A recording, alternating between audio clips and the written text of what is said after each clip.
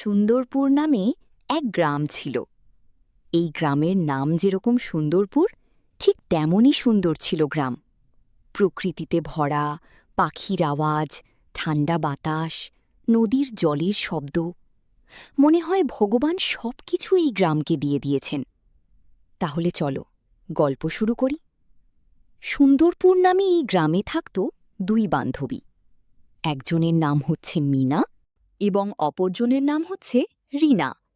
তাদের বন্ধুত্ব ছোট থেকেই।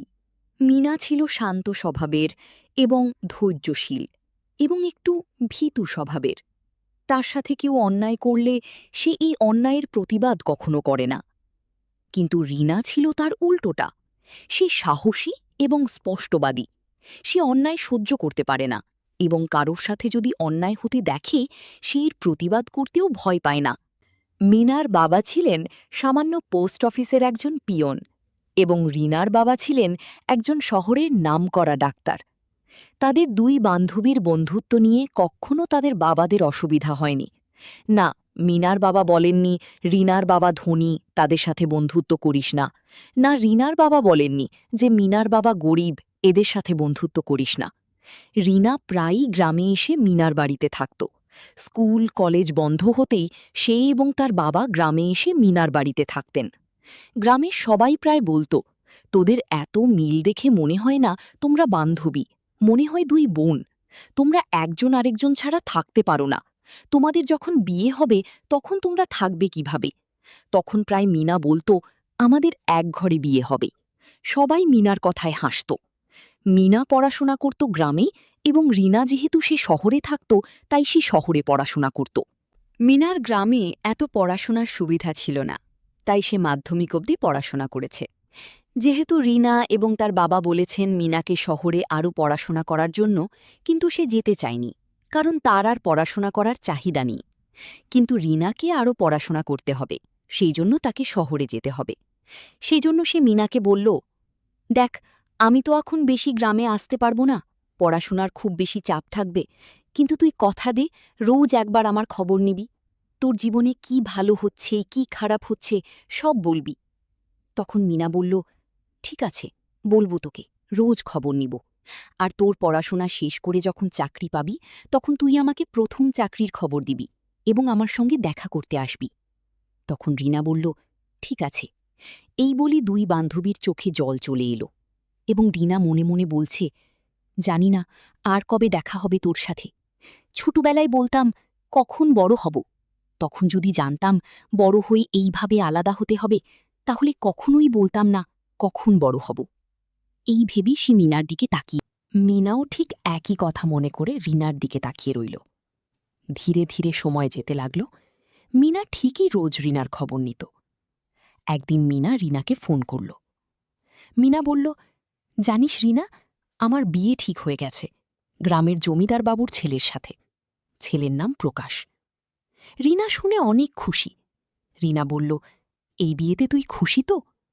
মিনা বলল, খুশি তো, কিন্তু প্রকাশের মা, বোন, ছোট ভাই এরা আমাকে পছন্দ করে না, কিন্তু ধীরে ধীরে এমনিতেই পছন্দ করবে। আচ্ছা, তুই আসবি তো? তখন রিনা বলল, না রে, পরীক্ষা চলে এসেছে, এটাই আমার শেষ পরীক্ষা, কিভাবে আসব? তখন মিনা বলল, কিছু না, পরীক্ষা শেষ করে এবং চাকরি পাওয়ার পর আসবি, আমি তো আছি, চলে তো যাব না। এই বলে তারা কথা শেষ করে ফোন কেটে দেয়। আরও কয়েকটি দিন চলে যায়। মিনার বিয়ের এবং বিয়েও হয়ে যায়। মিনার বিয়ের প্রথম প্রথম সবকিছু তো ঠিক ছিল। মিনার একটি মেয়েও হয়। মেয়েটি কিছুটা বড় হয়। এরপর থেকেই শুরু হয় মিনার জীবনের কষ্ট। মিনার জামাই প্রকাশ, সে ছিল একজন শিক্ষক। প্রকাশ যখন ঘরে থাকে তখন মিনার সাথে তার শাশুড়ি, ননদ, দেওর সবাই ভালোই ব্যবহার করে। কিন্তু যখন সে ঘর থেকে বেরিয়ে যায় তখন তাকে দিয়ে ঘর ঝাড়ু, ঘর মোছানো, উঠান ঝাড়ু সব কাজ করাত এবং তাকে খেতে দিত না, সে শুধু জল খেয়ে থাকত।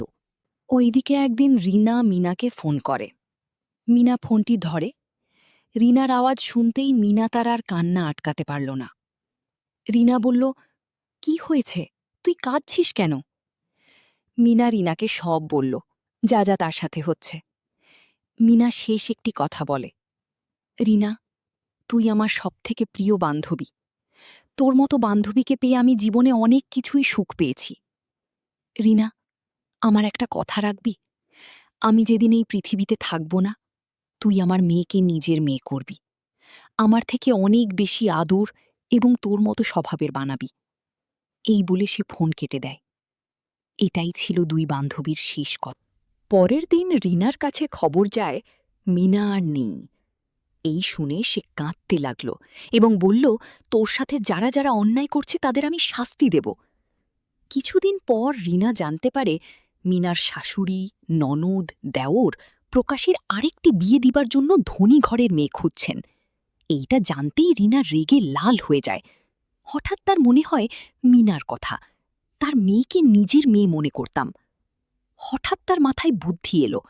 রিনা তার বাবাকে বলল, বাবা, আমি বিয়ে করব প্রকাশকে। তারা কেউ তো চিনে না আমাকে। প্রকাশকে বিয়ে করলে মিনার শাশুড়ি, ননদ, দেওরকে শাস্তি দিতে পারব, আর মিনার মেয়েও পাবে তার মায়ের আদর। কিছুদিন পর রিনার বিয়ে হয় প্রকাশের সাথে। মিনার সাথে যা যা হয়েছিল তা তারা রিনার সাথে করে। কিন্তু রিনা ছিল বুদ্ধিমতী। সে প্রথমেই প্রকাশকে সবকিছু বলে দিয়েছিল। একদিন প্রকাশ স্কুলের জন্য বেরিয়েছিল। সে বেরিয়ে যেতেই তাকে দিয়ে সব কাজ করাচ্ছিলেন এবং তাকে বলছিলেন, যেভাবে প্রকাশের প্রথম স্ত্রী মিনাকে খেতে না দিয়ে দিয়ে তাকে মেরেছিলেন, ঠিক ওই রকম তোকেও মারব। তারা যখন এই কথাগুলো বলছিলেন, তখন প্রকাশ তাদের পিছনে দাঁড়িয়ে কপালে হাত দিয়ে সব কথা শুনছিল। এরপর প্রকাশ তাদের ঘর থেকে বের করিয়ে দেয়। এরপর রিনা এবং তার স্বামী এবং মিনার সন্তান সবাই আনন্দে থাকতে লাগল।